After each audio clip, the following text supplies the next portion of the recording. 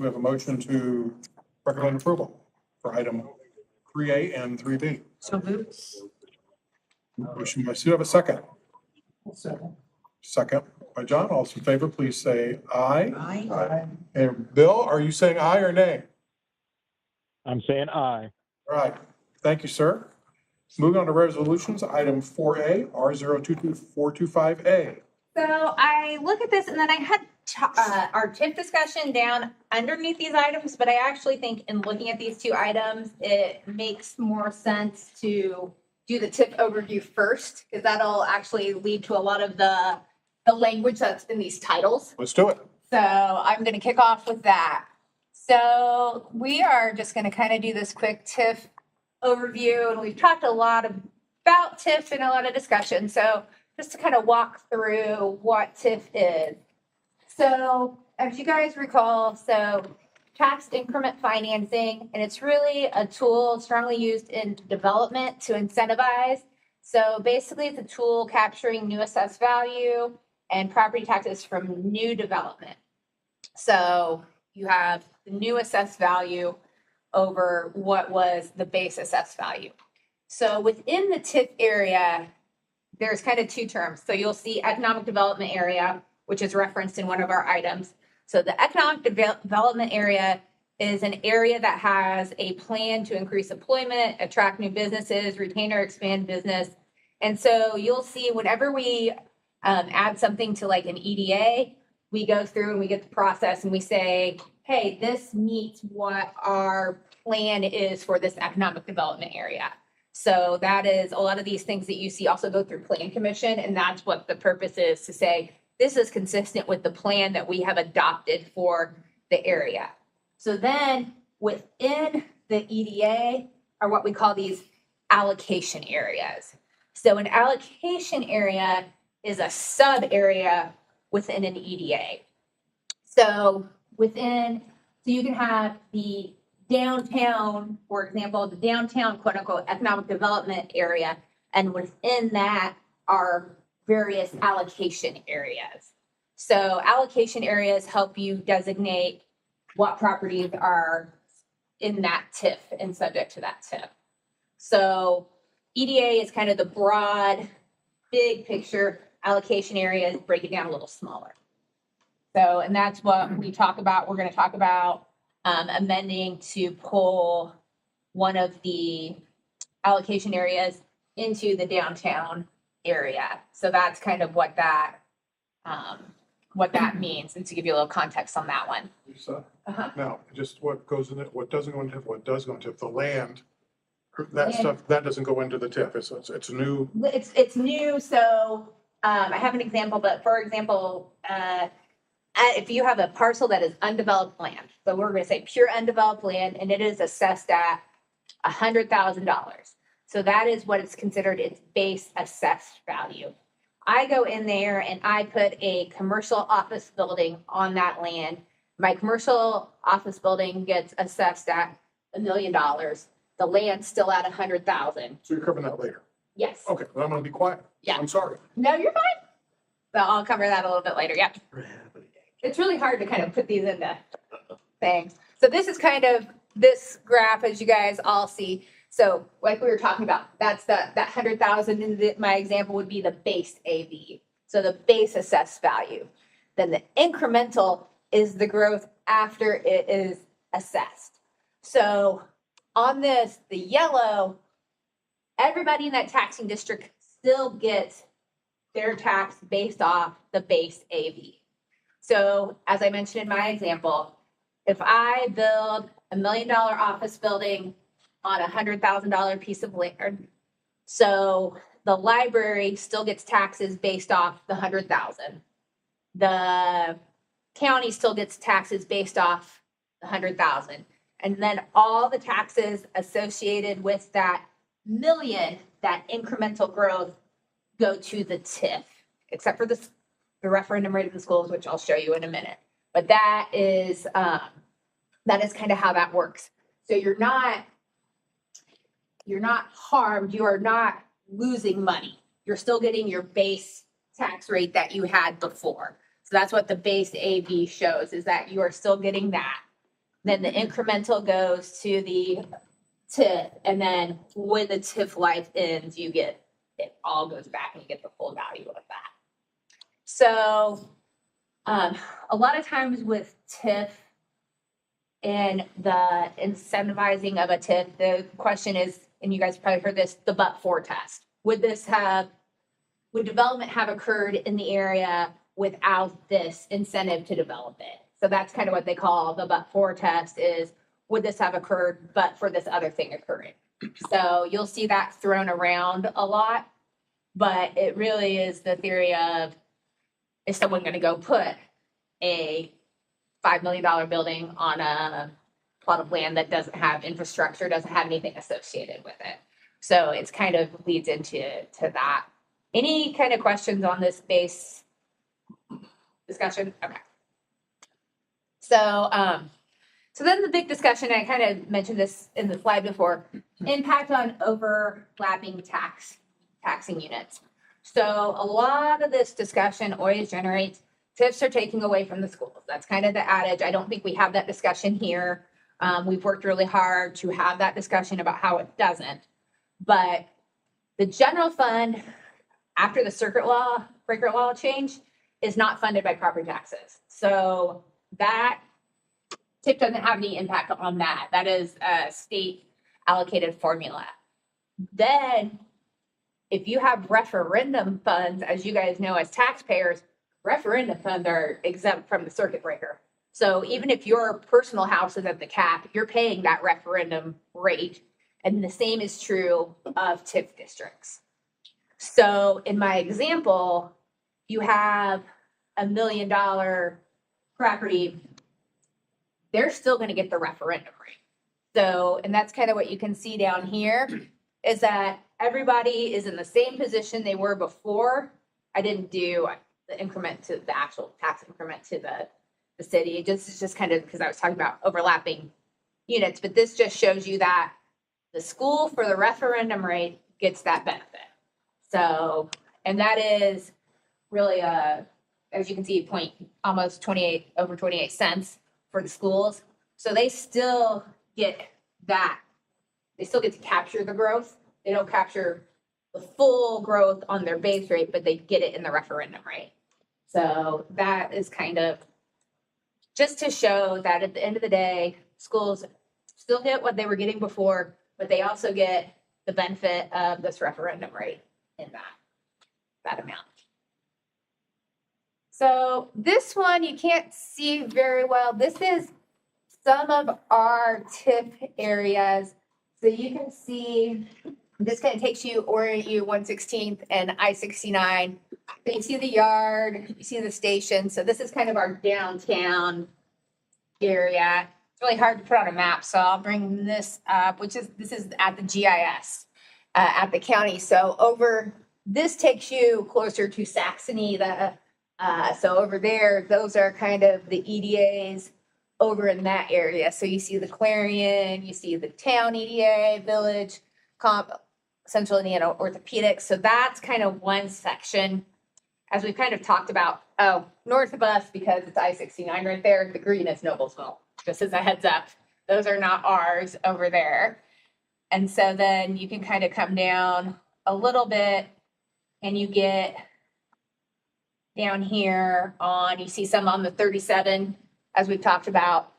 Our TIF areas are really in that I-69 Saxony corridor, downtown here, a little bit on 37. The 37 ones are older, I would say. There's not been a lot of, they're not there. And then there's a few now going down 96th Street. There's the Allisonville corridor, which doesn't have a ton.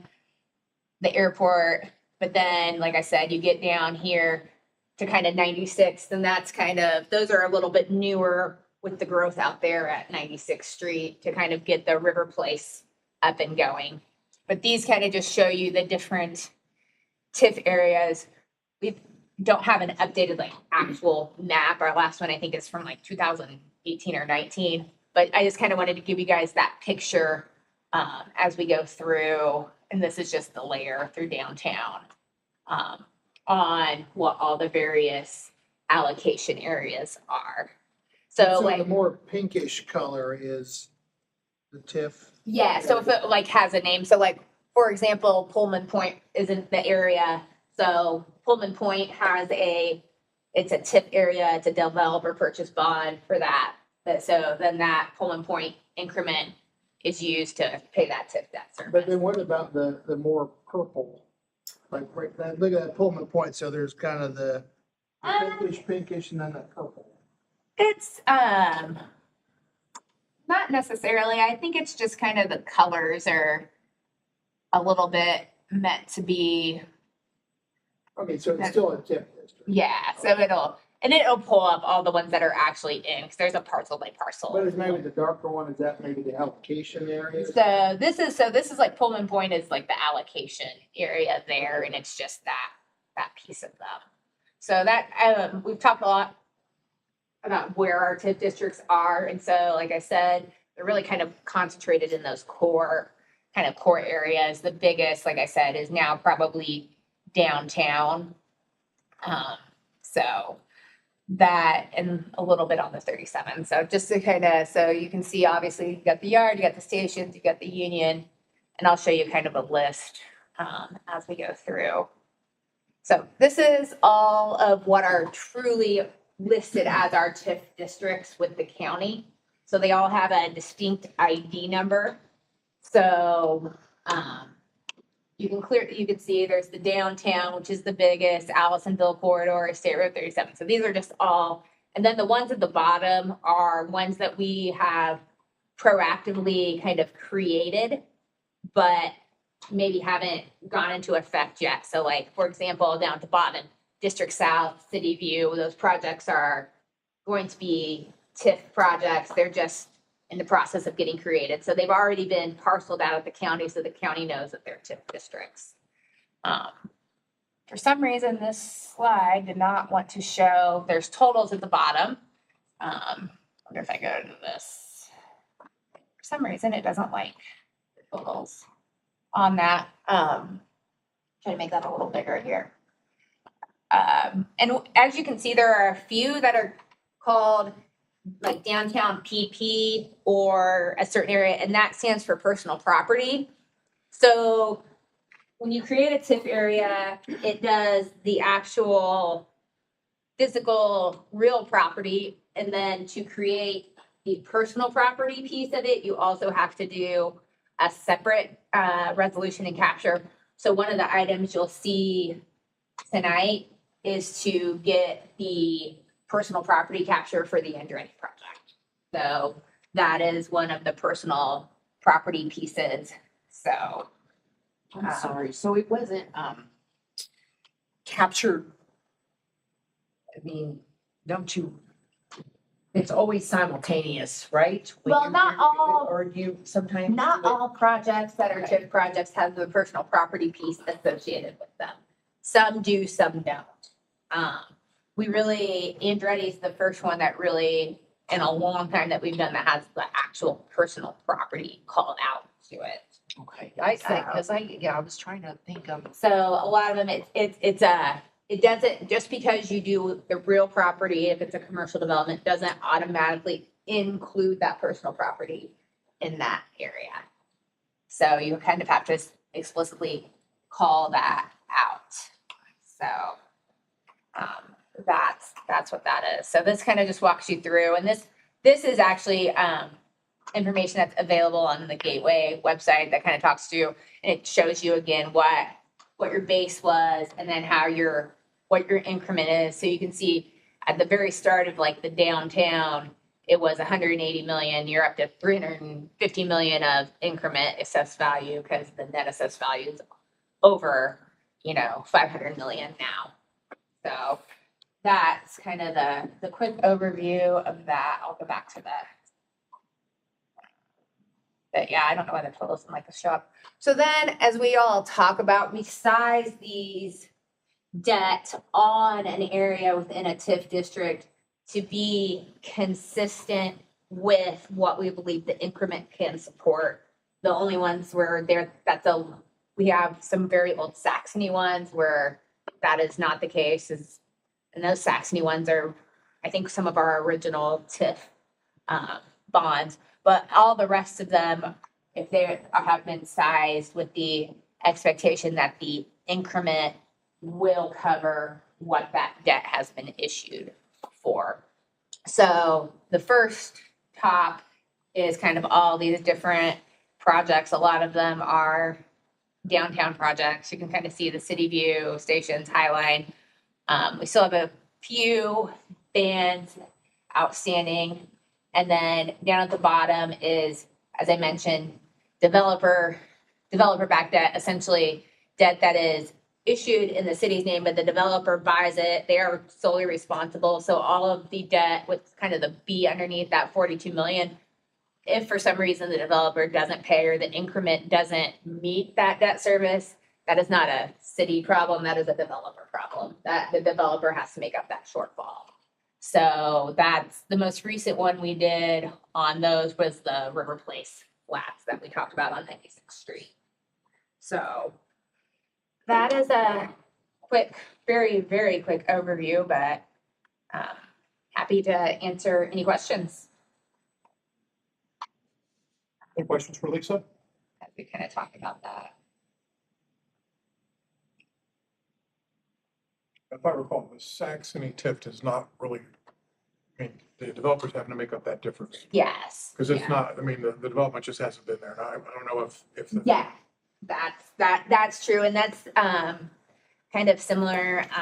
So CIO in the same kind of scale, you know, they make, when they issue the bond, they're like, I'm gonna build this building and this year and this building and this year and this building and this year. And they, CIO, for example, purchased their own. Their development model has not been as fast as what they have anticipated out there.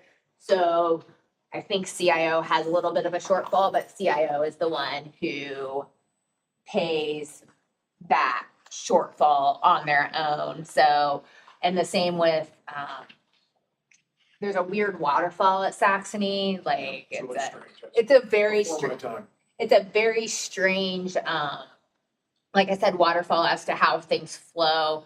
There's like one small one where we kind of hit the hook for, but the rest of them, and they're not like super large ones, but that's what I said. It's very uncommon to have that shortfall, and most of the time, like I said, though, all of the bonds are sized with the expectation as long as your development plan is gone, you hit that increment. So Taxpayers on a risk. Is the Target, is that in one of those Saxony TIF districts? I mean, the new target will be in one of the, Everyone said, everyone of them. yeah, it will be out Rick Arnold has his tongue hanging out a little bit. Huh? Rick Arnold may have his tongue hanging out a little bit. there. I think that's actually in the Clarion, not, and I don't know if that is his. Does that, it won't count? I don't think it goes towards his. I think it's on the other kind of not that Saxony side. Rough thought, but I don't know if it's in that is to like Village Commons, that piece of things. So sorry I put that first, but as these two items are really kind of extremely Well, makes sense. Thank you. tip related, so apropos.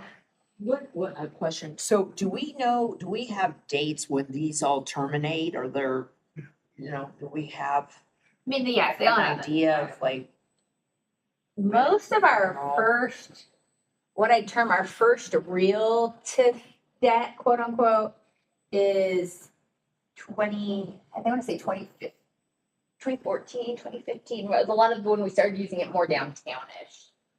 I think that's kind of, and most of them have a 25 cycle. So the debts are usually sized or the life of the TIF. So like when you issue it, starts the TIF clock.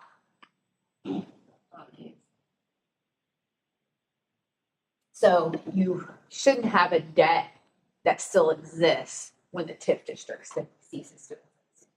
So, The theory is that the the bonds get paid off during that period Period of of time. time, yes, Then it goes outside the TIF. yeah, But to me, it's always kind of the proof of concept, that but-for test. Well, if they would have done this development without it, odds are no. Get them incentive to do it, and then over a time of period, the bonds get paid off, then they come back on. To me, proof of concept, when all these TIFs start moving out of the TIF and becoming part of the revenue stream, yeah, assuming we still have property tax. yeah. But, it's just, that's the proof of concept. But is it possible to pay off earlier if it appreciates more? I mean, you can, Could. but you could, it just, Most don't. most don't, because there's no incentive to do it on those. Cause that also too, if you're generating more in that area, you can use the excess difference to do other things in that area with those funds. Okay. So the funds are getting poured back into the area. It's not like you're taking, Regardless. Yeah. yes, but it's just a matter of whether they're all going to debt or if they're going to another project or to something, some other enhancement there. But they're all in the same area. So then that kind of leads into the resolution A, which is adding a portion of the Oleo Road I-69 to the downtown TIF. And so what that's doing is moving, it's Clarion, it used to be the Clarion allocation area into the downtown TIF. The Clarion bonds paid off a year or two ago. And there's not a lot out in that area for it, so we're pulling it into the downtown EDA, which allows it to kind of go to a wider area than where it goes now. So that's kind of why I wanted to talk about the EDAs and the allocation areas. So we're on item A. Any questions for Lisa on item A? I have a motion by Todd to recommend for approval. Do I have a second? I'll second. John will second. We'll do a roll call vote. Give Jenny, John? Aye. Todd? Aye. Cecilia? Aye. Bill? Aye. I'm an aye as well. That help? Moving on to item B. R022425B. So this item is approving matters related to the EDA with the Andretti project. So to make them the designated taxpayer relating to capturing the personal property tax aspect of that project. And that's, again, all part of the economic development agreement that's with Andretti. And just that kind of, as I walk through that formal process that we have to take for the property piece of it. Happy to answer any questions. Any questions for Lisa on this item? So is that like equipment and that kind of stuff? Okay, so they're gonna probably have significant, so that's why. Where a lot of times it wouldn't, right? Especially with Formula One coming in there, it's gonna be tremendous amount of Yeah. personal So if it's property. an office building, it's really not. Yeah. This place, it'll have a lot of value inside. That of was it. part of the deal. How much are we anticipating that's gonna be? I don't, that got approved a while ago and I don't remember off I the don't top of, recall. That's a great question. I don't remember off the top of my head. That's probably, I don't remember. And I think it's gone back and forth based on sizing of what they're doing and what, I can confirm with Megan and we can do that for you.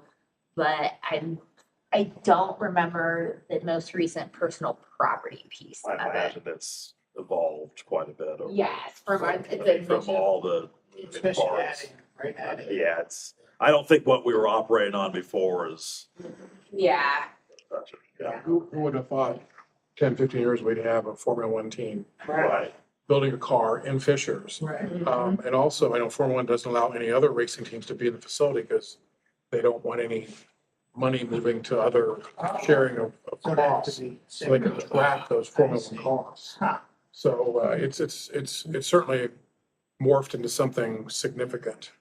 yeah, because if you kind of look, there's a couple entities listed and those are all, as Andretti has worked to structure this, those are kind of a blanket coverall. So depending on which entity ends up in which aspect of things, there, we kind of blanket covered those. So if you're curious why there's, 3 or 4 entities listed, that's part of Andretti's structuring of the project also.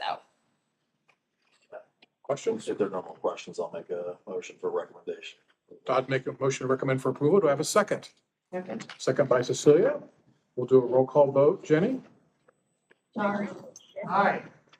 Aye. Aye. Bill? Aye. Okay. Any other unfinished or new business? As a follow-up, we, hopefully people did go to the pre-sale, last week. They kicked off memberships, pre-sale for the community center. So, I think they